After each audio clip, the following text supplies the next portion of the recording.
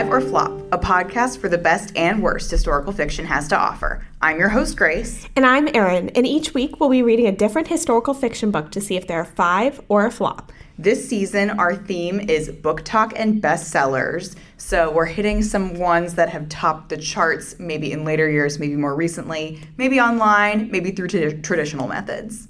And this week we're reading Pachinko by Min Jin Lee. Yes, this is one from a few years ago. It came out in 2017, I believe, and it has been pretty consistently popular ever since. Yes, I still see it on TikTok. Every once in a while, like, pops up there. But I had not heard of this book before you assigned it for season. I say assigned, like we don't choose the list together. That's true, but I did lobby this one. Yes, this was a Grace pick for the season. Yes, and this is the first book that we've done so far this season that I have read before. Okay. Yes. Yeah. Well, I mean, we've only done 2 books this season. Or 3, excuse me. We've only done 3 books this season. Yeah. So that's not saying much, but I've actually read the first 2 before. So it's the inverse of what we set up so far. Exactly. All right, before we get into it, Erin, how are you doing this week? I'm tired. I'm tired of being fucking productive. So at the time of recording, we're still in the process of moving. And it's like every single weekend, we're like, finally, a weekend to relax. Like, we're done doing shit. No, we forget we have more and more things to do. And as of right now, your boyfriend is at home putting dressers together. He is putting dressers together. We had to get 2 because the only one that was big enough for both of us would have been like $1,000. And we don't have that. So yeah, he's doing that while I'm here, which this is also productive. But like this past weekend, we're like, oh, we're going to do nothing. We're going to watch a movie. And we were doing shit the whole weekend. We still watched a movie, though. We watched Saltburn. Oh, was it good? It was good, yeah. It was, I take that back. It was mid.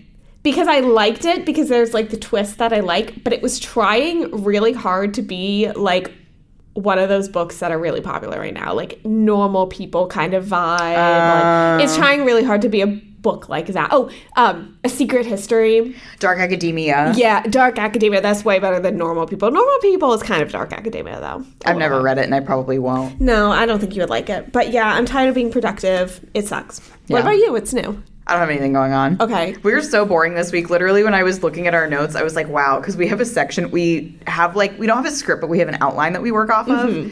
And under the category of anything exciting this week, I said no, and Erin said tired. So, you know. Yeah, you can see how we're doing today. But doing it's okay.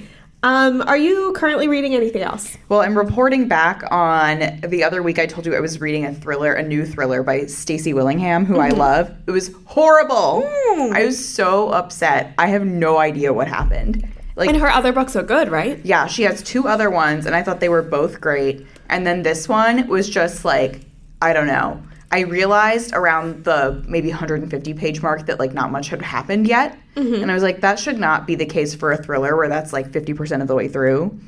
Frankly, I don't think the heroine had any redeeming qualities. I think she, was responsible for things that the narrative never held her to account for. Very iconic of her. Yeah. The villain was one of those, like, girls who's like, she's crazy. And you're like, why? And they're like, because she needs to be for the purposes of this book. Yeah, okay. So, you know. What about you? I'm still like, I've been reading a lot of pod books lately. Still working through my audiobooks. I mentioned the first week I was reading A Long Petal of the Sea by Isabel Allende. Yes. I am on the last chapter. I'm literally finishing it when we go home tonight. Okay. So I think I'm far enough along to give like a general rating. Yeah. Violetta, I liked much better. Much better, okay. This one I liked. It's another one that also spans a very long period of time. I liked it, but I don't know. I didn't like the characters as much, I guess. I was just a little bit bored by them. So it'll probably get like a high 3, low 4, I'm guessing. All right. Well, that's kind of a bummer. Yeah, it's okay. I mean, I assume all of her other books are good, too. I'm still going to read. I still like her as an author, so maybe it's maybe if I had read it as a book and not listened as an audiobook, I would have a different... That's true. That does really, like, skew your perspective a lot of the time. It does. Well, I have her most recent book, so once I read that, I'll let you know what I think about it. Okay, cool. I actually have another one. I got a huge thrift store. Oh, yeah, because also in line with being productive, we've been going on thrift store runs every single week because we keep forgetting we need things. Moving is expensive, as you're going to learn in about 3 weeks from now. You're going to be the one. Next month, when we're recording pod, Grace is going to be like, I'm in my poor era. And I'll be like, yeah, I just got out of mine. All right. Let's get into the book. Okay. Here is the synopsis. In the early 1900s, teenage Sunya, the adored daughter of a crippled fisherman, falls for a wealthy stranger at the seashore near her home in Korea. He promises her the world, but when she discovers that she is pregnant and that her lover is married, she refuses to be bought. Instead, she accepts an offer of marriage from a gentle, sickly minister passing through on his way to Japan. But her decision to abandon her home and to reject her son's powerful father sets off a dramatic saga that will echo down through the generations. Richly told and profoundly moving, Pachinko is a story of love, sacrifice, ambition, and loyalty. From bustling street markets to the halls of Japan's finest universities to the pachinko parlors of the criminal underworld, Lee's complex and passionate characters, strong, stubborn women, devoted sisters and sons, fathers shaken by moral crisis, survive and thrive against the indifferent arc of history. And let me just note, this was another long book. Yes, it wasn't luminaries long, but it was all like, the light you cannot see. Yeah, it was about 500 something. So yeah, pretty long ones at the start of the season. Yeah, this is probably one of the few books that, this is I think the only long book we've read for the podcast that I would tiptoe towards calling an epic. I think the length kind of gives it that, and also it does go down. Yeah, through like I think 4 generations if you count from the top to the bottom. So that, all the light we cannot see and the luminaries, they stayed in one place within the bounds of, a year or two. Yeah. So, but this one really shows the sprawling, I think what it says here in the last sentence of the synopsis, the indifferent arc of history. I think that really sums up the backdrop of this book. And there was something, was this book the one that had a really interesting first line? It did, and I even wrote it down into my notes. Okay, can you write, because I remember it specifically, can you? Yes, it's, history has failed us, but no matter. Yeah, I think usually we would wait till we get into talking about it, but I think pairing it with that synopsis is really good. It sets the tone. Yes, it does. All right, before we get into the book itself, let's talk a little bit about Min-Jin Lee. Mm-hmm. She has written 2 books, of which Pachinko was her second. Her first was a book called Free Food for Millionaires. That was her? Yeah. I've heard of that. I haven't read it, but I've heard of that book. I did not realize that was her. I haven't read it either. I'm going to add it to my TBR because I've been wanting to, and I forgot about it. I certainly should read it. And from what I saw on her website, it says she is currently working on writing her 3rd book, but she has like a pretty sizable gap between those 2. So I don't know when we can expect this 3rd book, and I also don't know when her website was updated to say that. Okay. But Pachinko came out in 2017, and it was a finalist for the National Book Award. Oh, wow. Yes. That year it was won by, I looked this up earlier because I wanted to know, it was won by Sing Unburied Sing by Jesmyn Ward. Oh, okay. Yes. Which is a very well-known one. Very well-known, very popular book, and also nominated with a book called The Leavers by Lisa Ko, which I have read. Okay. Yeah, it was a long, long time ago, and actually I'm not sure that I finished it. Not because it wasn't good, but because I was in high school. Sometimes there can be books that are good that you just still don't finish. It was very sad, so I think at the time I was like, we'll set this aside, but it was very good. Mm-hmm. So Pachinko was a finalist for that, and it also won the Man-Hae Prize for Literature, which is a very high literary prize in Korea. She was born in South Korea. When she was 7, she and her parents immigrated to New York. She attended Yale and then came to D.C., our town, to go to Georgetown Law. Okay, smart. Yes. She practiced law for a couple of years, and then she ended up quitting to focus both on her writing and to recover from an illness that she had at the time. She's okay now. Okay, good. Yes, we don't have to worry about that. And she also, aside from her 2 novels, has a handful of short stories written. And last year, every year, we as if you and I do it, there is a new year of Best American Short Stories released, and she was selected to edit Best American Short Stories 2023. Oh, that's so exciting. Good for her. Yeah, so if you go back and look at the list of people who have edited in the past, it's, people you've heard of. We got to do a short story bonus pod episode.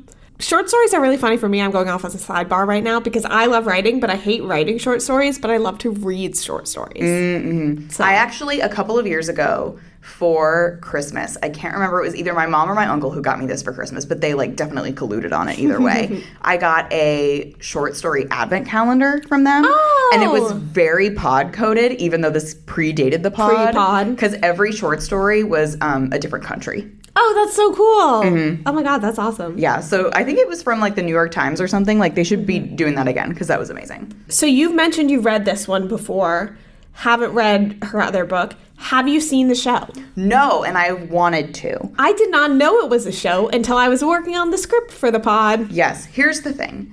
There is another book that we're going to read this season that has this exact same problem, which is I want to watch the show. The show is on Apple TV Plus, which I know I can access because my parents pay for it, but I do not know how. I have a free trial, free 3-month trial on through my phone plan that I have not set up yet because we were going to do it. Remember to watch Snoopy for Halloween and then Ashley brought the DVDs? Oh, yes. So we can do that. Okay. We can binge it. We can binge this and the other mystery show. Okay, so that's 2 plans because I know for a fact that next time I go home, if I just hand my laptop to my dad and I say, put Apple TV on this, he will. It finally happened that I got kicked off my mom's Netflix because of the household thing. That's extremely devastating. We don't recognize this household. I'm like, oh, okay. Guess I'll use Santiago's until he's kicked off his parents. Well, Netflix is not good enough for them to be acting like this. No, absolutely not. Yeah, they don't have Desperate Housewives. The last time I watched something on Netflix, genuinely can't remember. No, I think I started to rewatch Ugly Betty, but I only watched the first 30 minutes because then I had to do something else and I didn't go back now you're watching Desperate Housewives. Yeah, exactly, which is the best show of all time. We're almost done with season 4 now. That is crazy. You have not even been watching it for a month. No, probably more than a month because we started it before we moved in and we moved in over a month ago. Okay, 5 weeks. Yeah. Okay. So we're going to hop into our discussion of the book for the episode, but just our quick disclaimer, our judgments come just solely based on the book and its characters, not on anything real that it is based on. I think all these characters are fictional, so we're covered there. And even though, again, this is a book that has been around for a while, we are proceeding full spoilers ahead. Yes, we are. Sorry for that. Okay, so I want to start by comparing this first to Violetta. This is it's both like Violetta and it's not. This is a very, very character-driven book. Except Violetta focused on one character. Violetta, the titular character. There were way too many fucking characters in this book. There were a lot. There were more than I remembered. Yeah, I don't remember anyone's names. Well, that is unfortunate for you. I know who they all are. Yeah. But it's just their specific names and that... I have mixed feelings about this book, and that is the biggest reason why I have mixed feelings. Okay, because you found it difficult to get attached to people, difficult to follow? Difficult to get attached. I found it easy to follow. It's not like the Luminaries where I had trouble following with so many characters. Mm-hmm. It wasn't like that. It was... And this is also not a Chintu situation where the characters all had similar names. No. This was not. This was just genuinely there were a lot of them. I didn't have trouble following it. I had trouble getting attached and following a bit at the end. Mm-hmm. So it was and we'll get into this when we actually talk about what the book is about in a second. But it starts off following a very small set of characters and then it expands out, kind of. It does. And that's where I had a difficult time because there was a lot of focus on the side characters. And I think I just didn't care enough to follow their plots. Mm-hmm. I think I can see where you're coming from because there were a lot of characters, especially towards the end. There were 2 characters that each got a 1 chapter of perspective that I was I see what Erin's thinking. Yes. If these 2 weren't here, we didn't really need them. I understand that. Those were the ones that I remember specifically who you're talking about. In my opinion, should have been cut. Yes. So let's real quick describe, because from the synopsis that we pulled, only one character is named, and that is Sunya. And she was great. Loved her. Certainly the central character. Yes. She has more of a POV than anyone else does. I would say maybe 40%, 35% is from her POV. And more is about her or someone else's perspective of her. She ties everything together. Yes. Essentially, the plot is, as we described in the beginning, Sunya lives in Korea with her mother, who is the first perspective that we see, is Sunya's mother. And she is a teenage girl, and she falls pregnant by a rich man. Naive, thinks she's in love with him. He's married. He's like, don't worry, I'll set you up to be my Korean wife, but I have my wife in Japan. And she was like, what the fuck? Absolutely. And at the same time, she and her mother run a boarding house, and they have a Christian minister who is passing through. He is ethnically Korean, we'll bring up why I emphasize that, and going to Japan. And while he's in their boarding house, he falls sick with tuberculosis, and they nurse him back to health at risk to themselves. And out of his sense of Christian fidelity and kindness, he says, I will marry you and give my name to your son, and we will go to Japan together. And he was great, and I loved him. He was a fabulous character. Isaac, big fan. Big fan. And so that is the catalyzing event that kicks off all of this. Kind of not dissimilarly to the way that the two sisters being split at the beginning of Homegoing is the catalyzing event. Yeah. We have something that kicks off what happens beyond it. Had Sunya not left Korea, had Sunya not gotten pregnant by this bad man, none of this would have happened. And then it opens up from there when they reach Japan, because this is a story of ethnic Koreans in Japan during and after the colonial era. This book is set in, like it says, the early 1900s. I believe it starts in the late teens, early 20s, pre-World War II. Yes. We're emphasizing pre-World War II because Korea ceased to be colonized by Japan as of, the bombings of Hiroshima and Nagasaki. They reach Japan. They stay with the minister's family members. His brother and his brother's wife. Yes. Sunya has 2 children. And then obviously those 2 boys, those sons, are who the rest of the narrative. Yeah, it kind of trails spins off on from. them, yeah. Yes. Not trails off, but follows them. Yeah. And we follow, Sunya is a character the whole time. We don't reach her death, but we do reach her old age. Yes. So we follow her from being a teenage girl to being a grandmother, maybe 50 years. We end in the 60s or so, in the 80s. I think 60s or 80s. No, we end in the late 80s. We end in 1989. So yeah, we follow 70 years, basically, of history with this family. And it is the story of what happens to Koreans in Korea during the colonization. And then what also happens to ethnic Koreans living in Japan as, a suppressed ethnic minority in Japan when they cease to be, because this is something that I uncovered in my research that's not explicitly labeled in this text because it's, from the perspective of the people it was happening to. But when Koreans moved to Japan while they were colonized, they were considered Japanese nationals. But then after the war, Japan ceased to be a power because they lose World War II and they ceased to colonize Korea. Then those Koreans they're aliens. They're not Japanese anymore. But at that point, Sunya and her husband are immigrants into Japan. Sunya's sons are born in Japan. They're ethnic Korean, but they're born in Japan. But they're still not fully Japanese. They're still considered Korean, and yet they can't go home to Korea. There's even a character who is, again, a side character that you might argue we didn't need anything from, who's the henchman of the evil biological father. Yeah. He's after World War II, he's I'm done here. I'm going to go home to Korea. But he goes home to North Korea. Yeah. And then we don't ever see him again. And it's because the characters at the time didn't really know the situation in North Korea. Because, it was still unfolding. But we as a reader see that. There's also a part where someone goes to get a job in Nagasaki, and it felt very much did you read My Year of Rest and Relaxation? No, but I know exactly what you're going to talk about. Well, spoiler for that book, it's about 9/11. And when you figure that out and you see it, the event before it unfolds, I had that same feeling at that part where he gets a job in Nagasaki and at the part where the character went back to North Korea. Yeah. It's also like when you read a paperback historic fiction that you buy at the grocery store and it's about the Titanic and you're at the beginning and you're we're this great boat. I know. And then at the beginning they're wow, I can't wait to go on the Titanic, the unsinkable ship of dreams, and you're in the future don't get on the Titanic.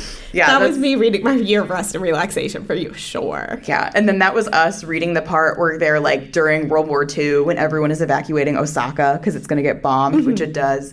And they're don't worry, you all can go live on this farm in the countryside, and I got your husband a job in Nagasaki. And you're no! Don't go! And then, of course, he does, and he lives. So he does live, yeah. That's good, but nothing good comes from that. No. Yeah. Well, I feel like we've talked a little bit about, let me emphasize, you found it difficult to follow.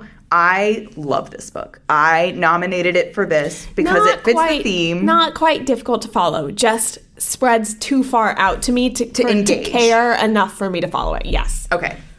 The second half of the book. Okay, we'll leave that in because that's good clarifying information. This is a 5 for me. It was a 5 when I read it back then, and I was fully prepared to read it again and have revised opinions on it because years have elapsed. This book is the same, but I have changed. but it was still a 5 for me. I think that it's an amazing book. We literally had this conversation in reverse when we read All the Light We Cannot See. So if we missed that episode, everything Grace is saying, I said. Just listen to the Light We Cannot See episode backwards, and actually you'll hear me saying, I love Pachinko. You'll hear a secret code. Yes. No, it's the exact same thing. I have written down here, like, I write notes as I read the pod books, because obviously we need talking points. Especially when I read them like 4 months ago. Yeah, Erin reads them so early. I have no idea how she remembers any of the content. And it's to the point where, like, when I was reading my thriller that I hated, I kept, like, reaching to pull out my phone to type my notes into the tab. Oh my God, I do that all the time. Yeah, then I was like, wait a minute, I don't need to do that. Especially when I'm reading a book by the same, oh my God, when I was reading the other Maggie O'Farrell book, I'm like, oh, I gotta take notes on this. I'm like, this is another historical fiction. I'm reading this for fun. But, like, I wrote in my notes, I was like, I'm not writing anything down because, like, I just love reading this book. Like, I don't even know. It's so much harder, like, when people say they're, like, reviewers or whatever, it's so much harder to do, like, explain why something is good than explain why something is bad. Yeah. So I was, like, telling Erin, I was like, I'm worried I'm not going to have anything to say because I just like this book. But I just like it. I feel like you're right that you don't necessarily have as internal a view of the characters as you do of Violetta, for example. But I think it's not dissimilar. I think it must just be like a person-by-person basis because I kind of felt that way about Homegoing when you hop around so quickly and you only get like one period of time with each of the characters. That. Yeah. I definitely do not think... This is not a bad book. Yeah. Right? Like, it is well-written. It is a good story. It's just not for everyone, and it wasn't for me. No book is for everyone. I mean, and I will say at the end... Except for Hamnet. In the beginning, you have, you're kind of... The characters are like almost passing the baton of the perspective. Yeah, because it does start with Sunya's parents and then move forward. It starts with Sunya's mother. It passes off to Sunya. You get a few chapters from the perspective of her minister husband, who we're very sorry to say does not live that long. He gets taken to prison because he is a Christian minister, beaten really bad, and then does not survive. Yes. R.I.P. to Isaac. He does come home for a bit, but doesn't survive. No. There's a part where they're like, oh, when the prisoners are about to die, they send them home so that they don't have to die in jail. Yeah, and then very the jail. Sad. Yeah, it is very sad. Well, this whole book, there's lots of sad things in this book. And then it gets passed to, like I said, Sunya has these 2 sons. Mm-hmm. So each son has some perspective. First the older, then the younger, and they trade off. But then it spreads wider and wider as they grow up. Both of the sons' wives or girlfriends have a perspective. Then the second son's second girlfriend gets a perspective. There's a lot. Then his son, then that son's girlfriend. Yeah. Then the second son's best friend, who's gay. Then the second son's best friend's wife, who's also gay. Those are, like, So you see what I mean by it gets too sprawling for me to It does sprawl. It is, I like it. I think it is peeking into, like, it's almost like lifting up the pot to see what's inside of different people. Okay. But it was a lot of people. I like that description. The 2, not to sound homophobic, but the 2 gay people didn't need to be there.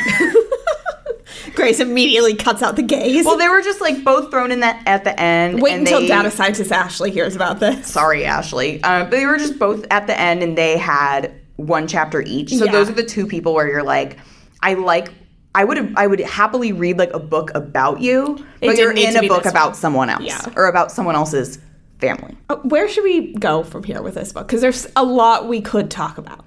Let's talk about the passage of time. Okay. How did you feel about it? I liked it.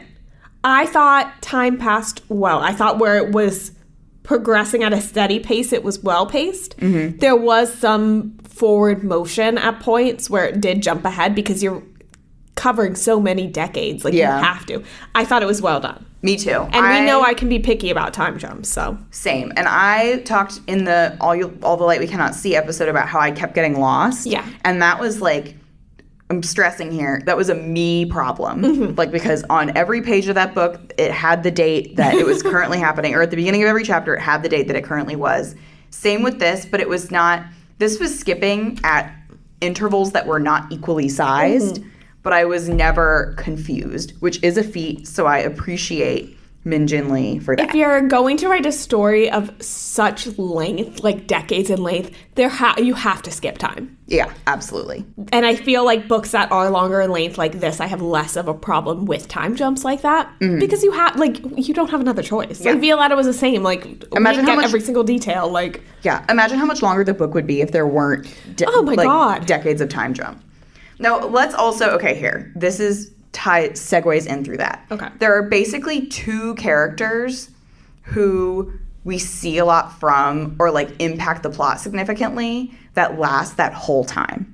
One of them is Sunya, and the other one is someone whose name we haven't brought up, but that is Hansu, which is her baby daddy. The evil baby daddy. And he's not really that, like, yes, he's involved with organized crime. He's a part of the Yakuza. Yes. But we've read more evil characters. Oh, yeah, certainly. Here's the thing about him. At first, you don't know he's ever going to come back again. I was, like, we know I'm very bad about reading the back cover before I actually read something.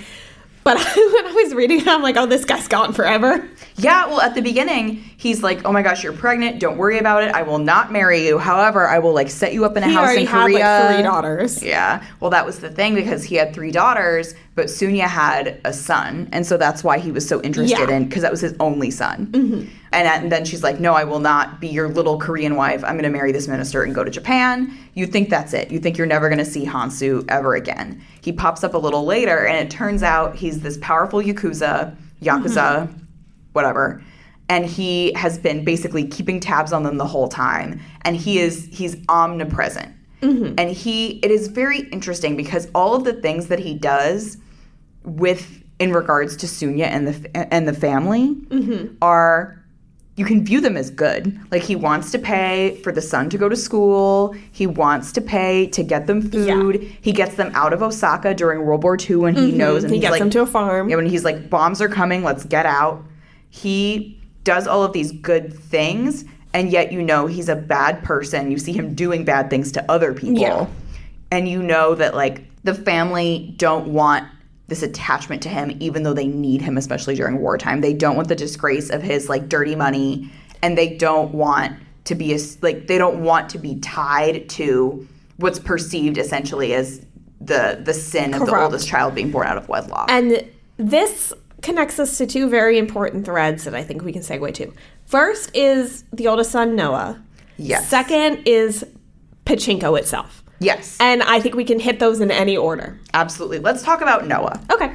And I will say straight up, at first, my one thing that I kind of misremembered when I came back to this book, because like I said, I read it when it came out, I had remembered Noah being much more of a main character than he was. Mm-hmm. He had a lot of perspective. So that's not to say that he wasn't. But Noah, his big culmination event, and we'll talk about why in a second, but Noah commits suicide. Mm-hmm. And when he did that, there was still like 100 pages of book left. So I misremembered how much I thought that was like really a swift end to the saga, but there was so much more to come. Mm-hmm. And it was a central event, but it wasn't the central event. Yes. And so let's get into why he killed himself. So basically, I think to understand like his motivation for suicide, we need to get into at the same time what Pachinko is and what his younger brother is up to. Yes, all of this is so tied together. It's hard almost like in the Luminaries, like you can't pull at one thread without pulling at the others. Yes. So let's start with him and his brother. So Noah's the very studious one. He wants like a big career. He wants to go to a big university, studies hard.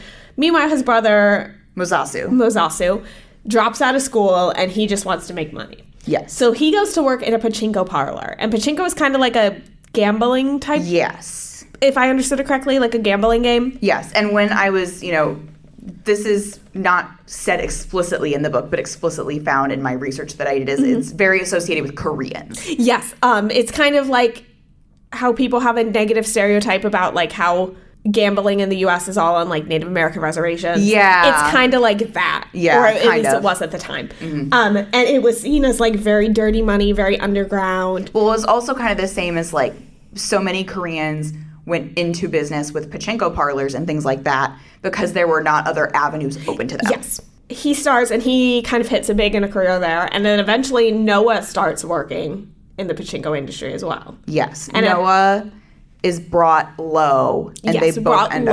up working in Pachinko. And at the same time, Noah is learning about his father and his father's involvement in the Yakuza and all about that corruption. Yes. Essentially, Noah, once he finds out the truth of his parentage, because he was never told, he runs away from his family. He finds out that this dirty money is paying for him to go to college. He drops out of college. He says, I don't want to speak to any of you ever again. He's trying to outrun his past, essentially. Yes. And a crucial part of this is when he builds his new identity, he pretends to be Japanese. Yes. That's the central thread to all of this, is how Korean identity in Japan has shaped this family's lives. And that's part of the only way he's able to get a job. And he's working at a pachinko parlor actually by someone who won't hire Koreans. Yes.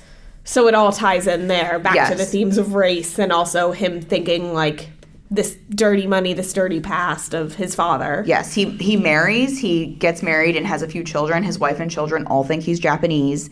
And when finally Sunya is able to track him down and comes to see him, as soon as she leaves, that's when he kills himself, because he knows, like, I can't outrun it anymore. No. And that is why I think I remember this as being such a big event in this book, which again it is. I thought it came close to the end. But it isn't the last big event. Exactly. There's more, but because it's the thing that is most symbolically tied into that theme of what Japan has done to the Korean identity and how that affects the people. Yeah, they're who are basically Korean. painted as criminals, and like this can be their only reputation. Yes. And it just all kind of accumulates or comes to a head in Noah. Yes. So it's representative of this larger symbolism, but also of himself as he wrestles with his paternity. Mm-hmm. So obviously the theme of race is very, very important, very influential in this book. Yes. I think also the theme of gender is very important as well. Absolutely. So let's hit on that. Well, then the catalyzing event ties into both of those themes. It because does. For one, it's Sunya leaving Korea to go to Japan. But also, when she gets pregnant out of wedlock, she's like, unless I get married, my baby won't have a name. Yes. Like, literally no one's last name to give it to because she's just a woman. And throughout the book, for example, they go to live with the brother and sister-in-law, and they're poor because the brother won't allow the sister-in-law to work. Yes, He says, I'm the man, and I will provide for my family, and my wife will stay home and not have to work. And that doesn't last, but it's very... great in theory. Yeah. It's those patriarchal themes exist, over and over again throughout the whole book. Yeah, and eventually Sunya comes into more money because she starts selling kimchi and eventually goes to work in a restaurant, brings her sister-in-law and her mother, who does eventually come to Japan, and they all go to work. And I kind of like how it's eventually, as time goes on, they're subverting that gender roles. Yes, they have a business. I believe they open a candy shop. Yeah, they do very well for themselves, and they gain more independence, like doing legitimate business, as opposed to, the men are painted as kind of like being involved in criminal work and not able to get that, quote, honest living that they would in a society where they weren't subjected to so much racism. Exactly. They would like to get, And again, those things are tied together. When they open the candy shop, they say, well, we can't open it yet because we have to save enough money to buy the whole building, because if we just tried to lease a storefront, they won't lease to Koreans. Yeah. So we have to own the building before we can do that. Towards the end of the book, the very, very end, the last character whose POV we really get is Sunya's grandson, whose name is Solomon. And Solomon is supposed to go, he has this big, bright future. His father is Masasu, the second son who went into Pachinko, and he has all of this money. So he's like, my son is going to be a banker. Yep. He's going to go to Columbia. He's going to live in Tokyo. He's going to live in Los Angeles. He'd be very successful. Exactly. He has set his son up for this success. And he says, like, well, why can't I work in Pachinko with you? At one point, he says, I don't want to work in these big banks. I want to work with you in Pachinko. And his father says, you don't want to work in Pachinko because no matter how upright and morally correct and superior I am, no one will ever see that. Yeah, They'll no one see will ever believe dirty it. Pachinko money from a lowly Korean. Yeah. And he said, and I want you to be worldly, and I want better than that for you. So even though they have bent over backwards to succeed in business, both the men and the women, they can't escape that stamp of gender or that stamp of race. Even Solomon, like, even when he does get into this banking career, like, he winds up getting fired because of something that happens that his employers are like, oh, well, it's your father's... a fall guy. Yeah, it's your Korean. father's connections to Pachinko. It's because you're Korean, like... you take the fall for this. Yes. So no amount of education, of speaking English, of living in America can even erase that so-called prejudicial stain of doing nothing but being Korean.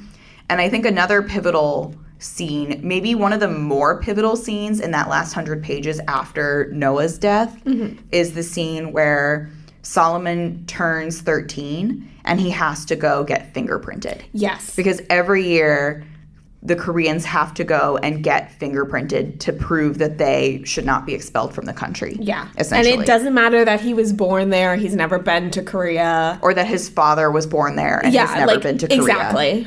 It doesn't matter. Yeah. And that's something, again, that'll come up in my research is the fact that after the war and after colonization, basically it was very difficult for South Koreans to become Japanese for a long time, but that a lot of them didn't even want to. That they were neither Japanese nor Korean, but they were both. God, I feel like there's so much we could cover in this book, but I feel like if we do, we're going to spiral in 1,000 rabbit holes. I know. I think that there's just so much to dig through, but I think it's all interconnected and interconnected so effectively, and that's one of the things I love about this book so much. This one is probably one of the books I'm having the hardest time talking about because it's all so interconnected. I mean, you saw that when we were talking earlier, and I was like, oh, but to talk about this, we have to talk about this. Exactly. I mean, and I think Min Jin Lee took 10 years to write this book. Yeah. I mean, or at the very least, there was a 10-year gap between Free Food for Millionaires and Pachinko. Maybe she just procrastinated for 9 years. Maybe she did this in 2 weeks. And then was telling her publisher, yeah, I'm working really hard on the book.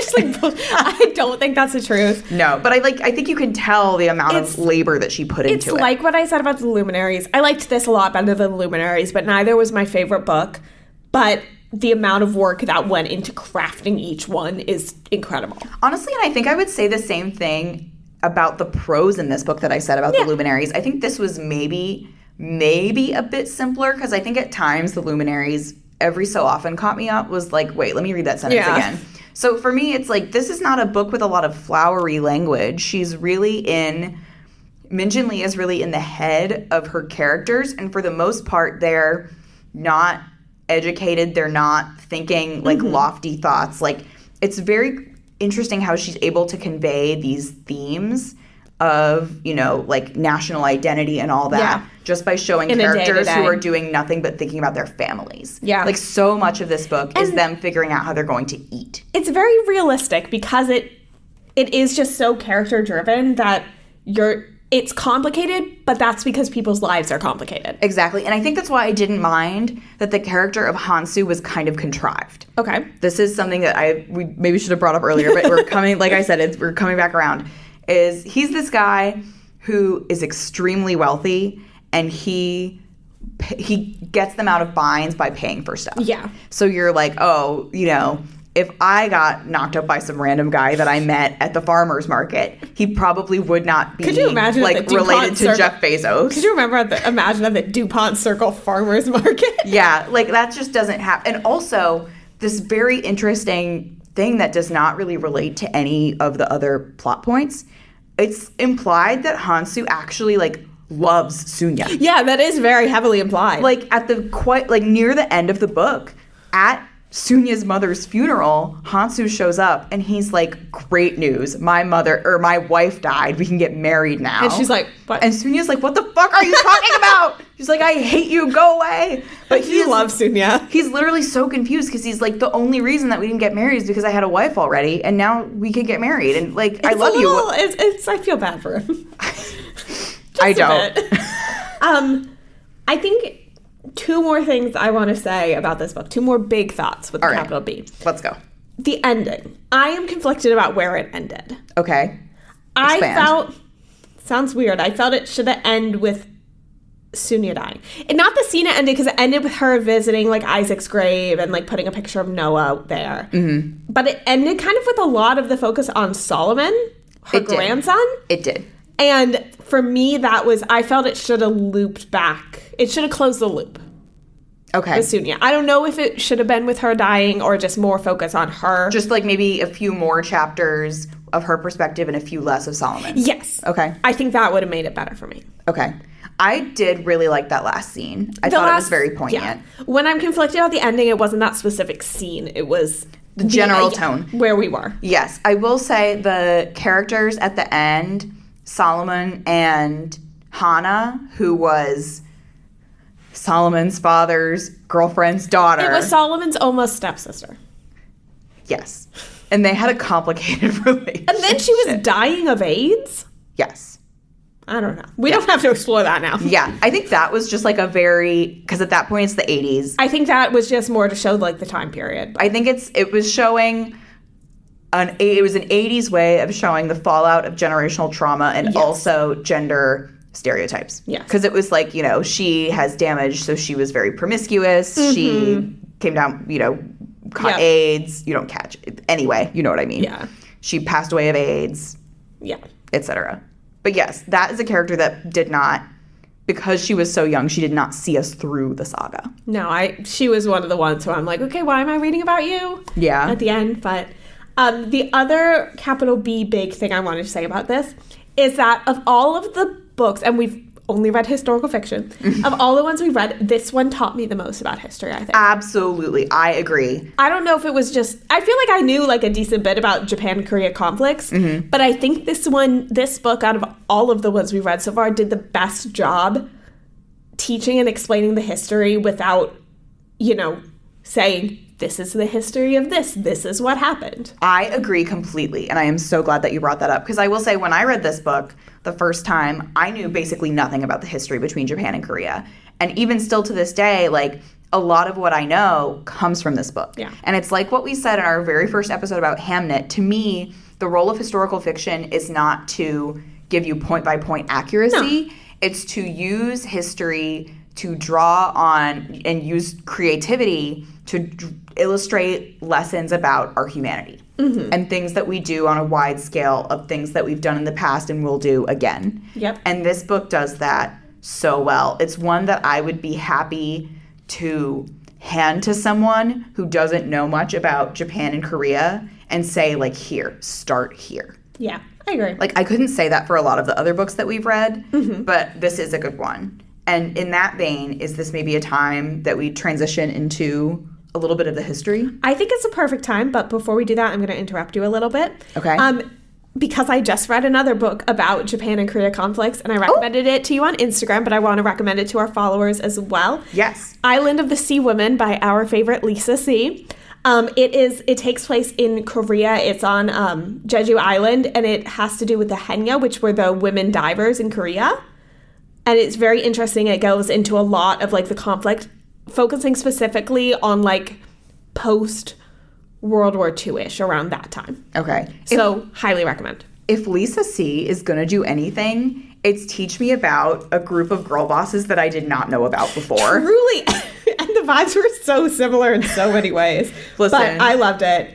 And it has to do with a lot of like the specific like violence and attacks on that specific small portion of Korea. So would highly recommend it. That's one I did as an audiobook, and I loved it as an audiobook. So okay, well, there we go. Now it's a great time to get into the history. In case you have already read Pachinko, then you can read that. All right, so let's hop in. So this is basically, there's a whole word for these specific Koreans who emigrated to Japan and then stayed, and they're called Zainichi Koreans.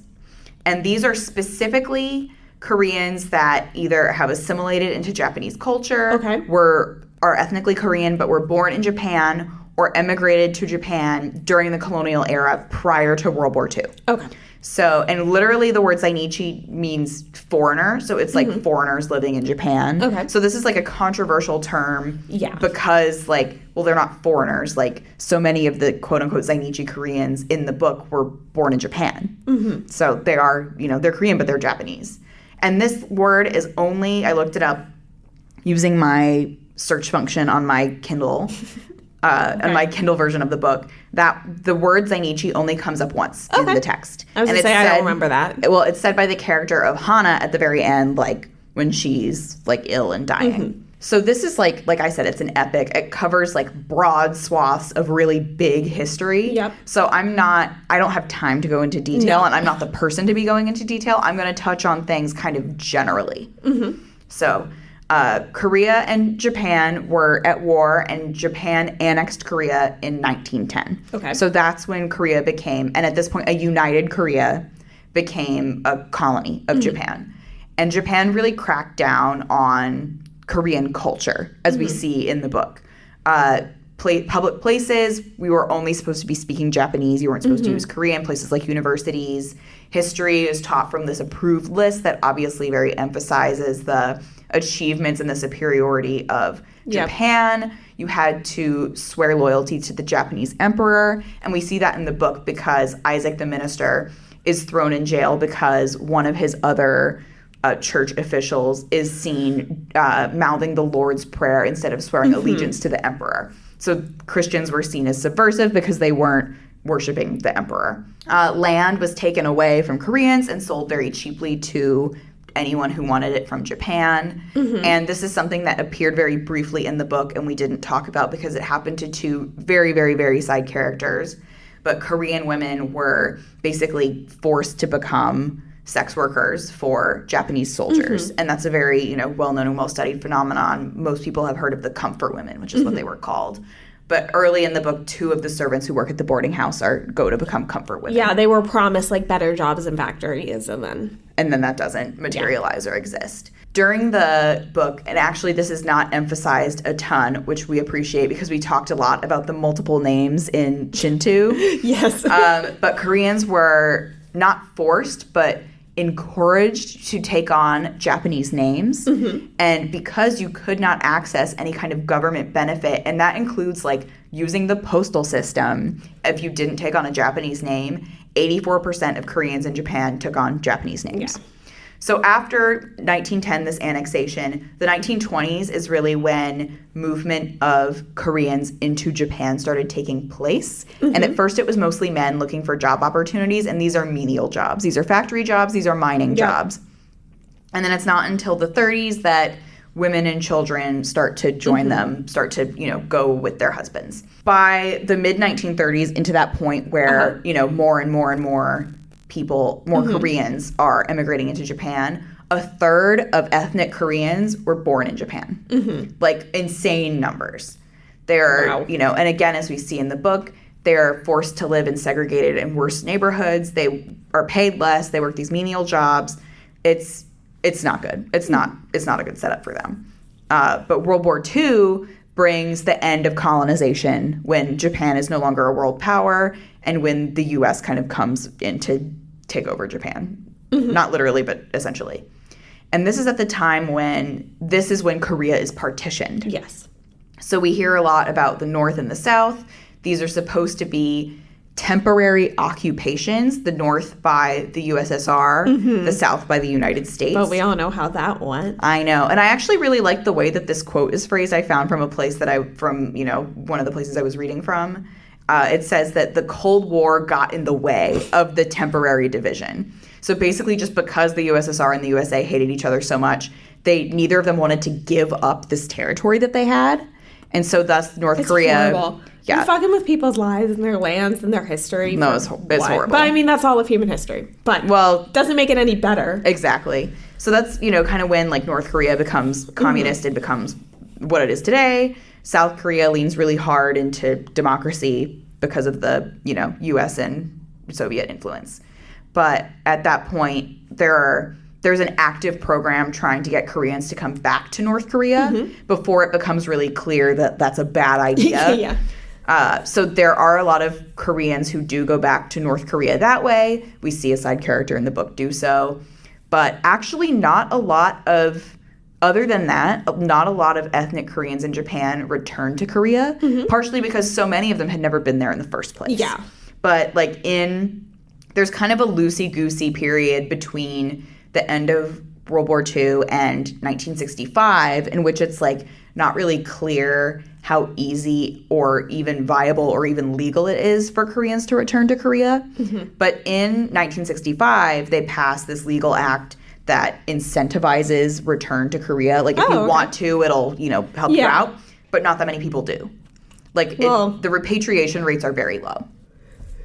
I mean, if you had been in Japan for centuries and that was the only place you knew. Yeah, I mean, if your whole family is there, if your children were born there, you're not going to return. So, and not only that, though, these Koreans did not return to Korea, but they also did not, in large numbers, seek to be naturalized as Japanese citizens. Oh, okay. Yes. So it's this case of where we see in the book, you still have to hold a South Korean passport. Yep. You have this weird in-between status that's neither citizen nor foreign national. You're neither Korean nor Japanese. And that scene that we see in the book of Solomon having to be fingerprinted was in practice until 1993. Oh, wow. So really, really late, yeah. So there's still, even today, I bet you feel those echoes of, the Japanese-Korean prejudice. Yeah. So unfortunately, all of the bummer stuff in the books, was real. Not the bummer stuff. Well, I feel like that's probably the case in most of the books we read on. I feel like if they it's not anything, hard. it's the happy stuff. Yeah, it's not hard to go looking for bummers and find it. Yeah. But yeah, so that is Pachinko. Okay, yeah, and if you're wondering, Island of the Sea Women goes into more of the Korean side, and when it gets into the divide, you can see how in the South Korea part, they really crack down on, like, anything, quote, red or communist. And, like, a lot of teachers are arrested. Anyways, I'll let you read it yourself. But it's very interesting. So it's kind of like the other half of the coin of, like, what's going on in Korea. If you stay in Korea, yeah. Because once Sunya leaves in the beginning, we never go back. Yeah. We never see Korea again from our perspective reading this book. So I'm glad we read it this season, because last season we would have had to classify it as Korea and Japan for countries around the world. Oh my gosh, yeah. I wonder, I guess we can count it as both. I have a little checklist of what countries, just keeping track. So I think this could count as both. I think if we counted Homegoing as kind of both. Yeah, this is Korea and Japan. Okay, let's get into our star calculator, created by fabulous data scientist Ashley, who you've now met. It's ranked 1 through 5 out of 5 categories: historical accuracy, vibes, prose, originality, and characters. And I already have mine done, so I can get us started. Let's go. And I have a very interesting divide here because, like I said, this is a mid book for me. But I figured out why. So historical accuracy, I'm giving it a 5 because, like I said, this book taught me a lot. Like, I genuinely feel like I learned a lot. Vibes are 4. Prose is a 4. Easy to read. Love that.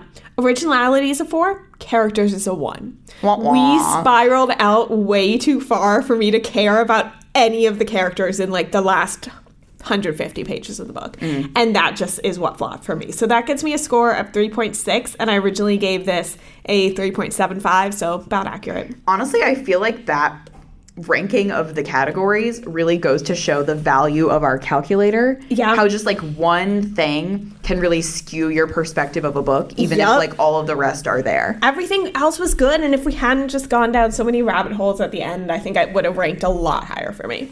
Well, mine is not very interesting. I am 5s across the board. And yes, that includes the elusive Grace historical accuracy 5. This might be one of, like, 3 I think you've given Snowflower and Violetta. Yeah, it's not big. I don't do this often, but like I said, I think this book uses history in a really deft way. And it taught me a lot. And it, even on my reread, I was like, oh yeah, like, I really appreciate all the work the history is doing in this book. Vibes, 5. Prose, 5. Originality, 5. Characters, 5. I love this book. So for me, it is a 5. Much like All the Light We Cannot See for Grace, this one's a 5. For me, this one is a mid. It's a fine. I don't know why I called it a mid. It's a fine. It's a fine. Mid does not start with F, Erin. I know. It's a fine. I would say leaning 5, though. Yeah. I really only had weakness in one category. So, well, listen.